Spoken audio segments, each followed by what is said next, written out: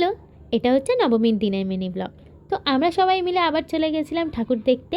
ঠাকুর দেখার আগেই কিন্তু আমরা ঠাকুরের ভোগ পেয়ে গেছিলাম, আর ঠাকুরের ভোগ পেয়ে গেলে আর কি ছাড়া যায় সেটা, তাই খেয়ে নিয়েছিলাম পোলাও আর আলুর দম। বেশ ভালো ছিল। তারপরে আবার চলে গেলাম আমরা যেটা করতে গেছিলাম ঠাকুর দেখতে। অনেকগুলো ঠাকুর দেখলাম, দেখার পর খেলাম ফুচকা। প্রত্যেক বছর পুজোতেই আমরা যেখানে প্রত্যেক দিন ফুচকা খাই, সেখানে এবছর একদিনই ফুচকা খেয়েছিলাম। তাই আবার লাস্ট দিন নবমীর দিন ঘুরতে গিয়ে ফুচকা না খেলে হয়, তাই ফুচকা খেয়ে নিয়েছিলাম। তারপরে আমরা বসেছিলাম একটা জায়গায় একটু ফটো টটো তুলতে, কারণ নর্থের দিকে গেছিলাম আর ওখানে একটুখানি অ্যাস্থেটিক ফটো না তুললে হয়।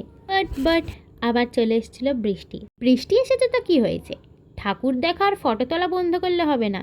তারপর একটু ভিডিও করতে গেছিলাম, যেখানে অনেকগুলো লোক চলে এসেছিলো। এমন বৃষ্টি এলে ঠাকুর দেখা বন্ধ করা যাবে না, তেমন লোক চলে এলে ভিডিও করাও বন্ধ করা যাবে না।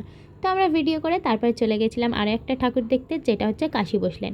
এখানে গিয়ে আমাদের এবারে খুবই একটা বাজে অভিজ্ঞতা হয়েছে। আমরা এই 4-5 দিন ধরে অনেকগুলোই ঠাকুর দেখেছি, কিন্তু এই কাশী বসলেনের মতো কোনো লাইনেই এতবার করে দাঁড়াতে হয়নি আমাদের।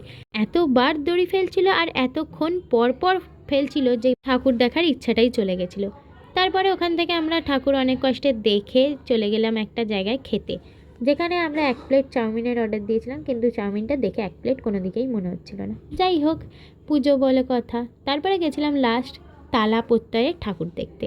তালাপত্তরের প্যান্ডেলটাও ভালোই করেছিল, বাট ঠাকুরটা একটু ঠাকুরের মতো হলেই ভালো হতো। তো এই ব্লগটা এখানেই শেষ করলাম। দেখা হচ্ছে আবার একটা নতুন ব্লগ নিয়ে। এখনের জন্য বাই।